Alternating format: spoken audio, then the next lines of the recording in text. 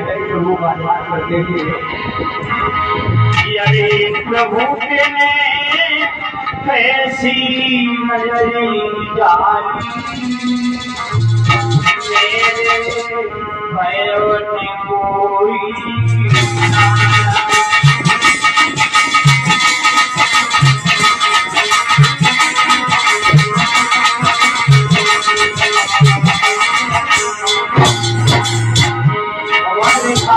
बोली है। आगे प्रभु के ऐसी नजरी जानी, मेरे भयवती कोई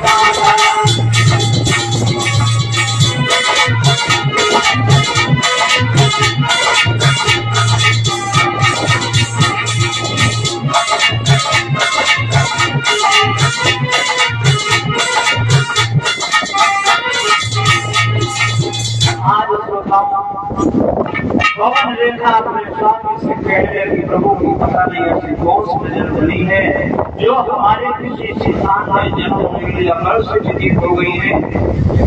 स्वामी इस घर में रहते रहते हमारा अब जो है मन हो रहा है। आज हमारा मन ये कह रहा है मैं अपनी सखियों के साथ में जाकर के कहीं जंगल की सैर कर लूं, जंगल में जाकर के घूम लूं। जवाब दिया मेरा मन आज इस आंगन में नहीं लग रहा है। स्वामी अगर आपकी आज्ञा हो जाए तो चली जाऊं। और बोली रानी मेरो अंगना में मन नहीं लगी हो